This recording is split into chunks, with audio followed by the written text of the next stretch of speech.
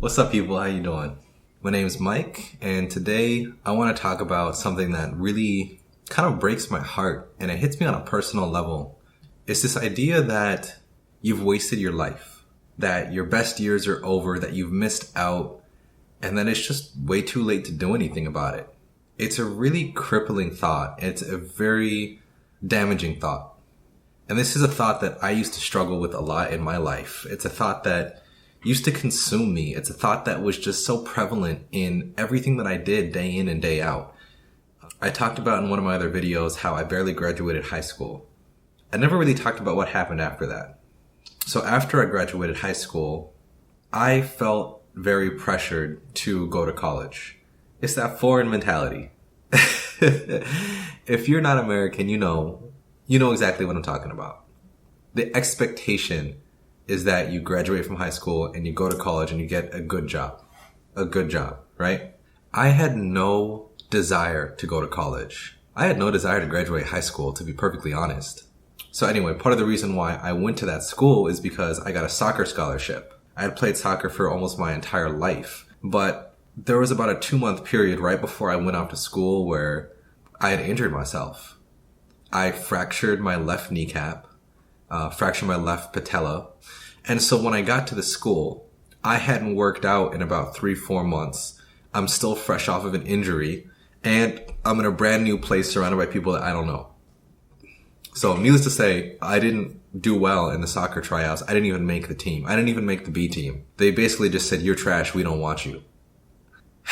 As someone whose entire identity leading up to that point was basically soccer, that hurt. That hit me real hard. And if you've never been depressed in your life, then this probably isn't going to make sense to you. But literally my desire to do anything at that point in my life just completely dissipated. I didn't care anymore. I really just didn't care. I felt so lost. I felt so alone, and I just felt so useless.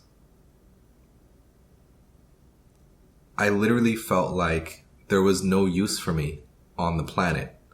I literally remember thinking one night that if I had just disappeared, that everyone would just go on with their lives and it wouldn't matter. So I kind of fell into a spiral. And I was doing okay in my classes at first, but I just stopped showing up. And I literally mean I stopped showing up. I stopped going to my classes. I didn't really leave my room. Literally, I was playing Minecraft at that time. Just come back to my dorm and play Minecraft for hours and eat my food at my desk. I literally had my roommate trying to drag me out of there because he wanted to bring girls over, and I was like, "I'm not leaving." You're going to figure it out. You're going to figure it out. I'm sorry, but I'm not leaving. And my habits at that point in my life were so poor. Not the lowest point in my life, but pretty close. Trying to decide if I want to say this on camera or not. But, I'd come back to my dorm, not really shower, and just sit down, play video games, eat my food. And before my roommate would get back from classes, I'd just, you know what I mean? And that'd be multiple times a day. Because what else did I have going on? It was bad. It was really bad. Wake up, don't go to class. Roommate goes to his classes. And so do a little bit of that, play some more video games, skip my classes. And then come nighttime, stay up all night watching Breaking Bad. That was my routine for about a month. Eventually, there was one occurrence where it's like I had a friend who graduated the same year as me. We both went to the same school. And they were kind of my lifeline for a while. But everybody knew that I was a loser. Everyone knew I was kind of weird.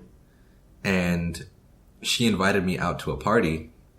And when I showed up outside the dorm, man, I called her up and I was like, "Hey, I'm outside. Can you come get me?" I'm literally standing outside in the middle of the night by myself outside this random building. 5 minutes pass. Nothing. 10 minutes past, nothing. 15 minutes, nothing. Call her again, text her, "Hey, I'm outside, blah, blah, blah. Can you come get me?" Nothing. She got me to walk across the entire campus and stand outside of her dorm for her to just leave me standing out there. This is someone who I thought was my friend at that time. And I remember just standing there all by myself, thinking that I'm standing out here by myself, They're in there having a party, probably just laughing at the fact that they got me to leave my room to stand outside by myself for 15 minutes. And about a week, 2 weeks after that, I just kind of decided that it wasn't worth it for me to stay there. I dropped out of the school without telling anyone. I didn't tell my mom, I didn't tell my dad, I didn't tell any of my siblings. I didn't tell anyone except for my older sister who also lived in Minnesota. God bless her. I crashed on her couch for a couple weeks, and that was a really rough point in my life. I don't remember much. I just remember occasionally eating apple pie. And I remember apple pie was literally one of the only things at that point in my life that made me feel happy. It was rough. It was real rough.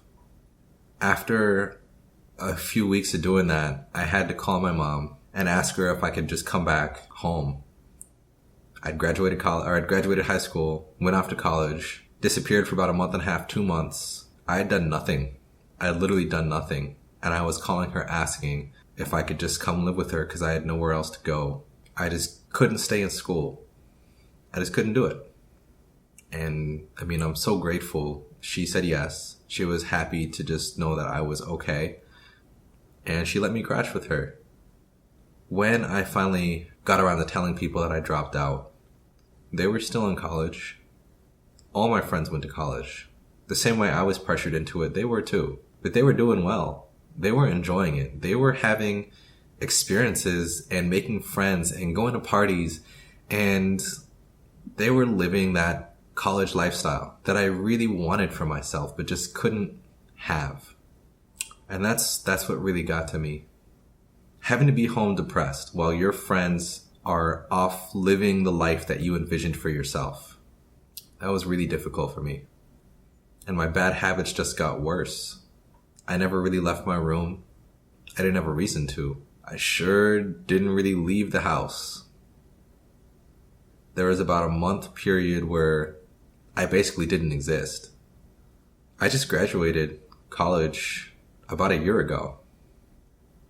Most people graduate at 21, 22. I graduated college at 27. And I remember when I went off to college, I was just trying to make friends, just trying to make up for lost time. And I literally had people asking me like, oh, hey, old man, what are you doing here? What? Like, why are you here? Why are you at college trying to improve your life? So if you think that you're too old, let me tell you, my nickname when I played college soccer, when I went back the second time, my nickname was Abuelo. Obviously, I didn't choose that. So imagine feeling that you're behind in life and then going into an environment where people are constantly reminding you that you're older than everybody else. Obviously, I mean, you can't really do much about it. I'm just saying, if you think you got it bad, that was my life. That was my life for 3-4 years. It was rough. I can tell you one experience where it was a new year, there was new freshmen. I was just like introducing myself because we were all on the same soccer team. And I remember 2 of the like incoming freshman girls, they went up to me and they go, yeah, we don't know what everyone's talking about. Like, you seem like a pretty cool guy. And I was like, wait, what? Like, what do you mean? I've literally met these people for the first time and there were already people telling them that I was a creep or that I was a weirdo. Like, imagine that being your life for 3 to 4 years. So if you feel like you wasted your life, I got something to ask you. At what point in your life do you become useless? At what point are you no longer able to grow and progress in life? Is it 30? Is it 40, 50, 60, 70, 80? What year? Is it just too late?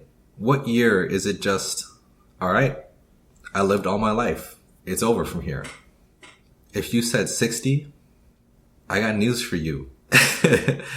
I mean, my great grandma lived to be over 90 years old. It amazes me to this day. It really does. How she was so strong, even in her later years. It really inspired me. So if you're in your 20s and 30s, and you think that you've wasted your life, you're not even a third of the way there. Not only that, but think about the fact that the first 18 years of your life, you're just being told what to do. Someone's holding your hand through your entire life. You've just now started living. You just started living. I made a video about how I'm basically 2 years old. I don't believe that people really start living their lives until after high school. So if you're 22, you are 4 years old. If you're 30, you're 12 years old. You got a lot of life left to live. That's all I got to say to you. Oh, man. If you do feel that way, if you really do feel like you've wasted your life and it's just too late to do anything about it, I'm sorry. I can relate. I can relate. It's tough when you're told that you should be living your life a certain way and you should be having certain experiences and you know that you're not getting those. I don't have a solution to that. But I do have a solution for tomorrow and the next day and the next day and the next day. And that's to just live your life. Take it one day at a time. But just live. Well, that's all I really got for you today. And until next time.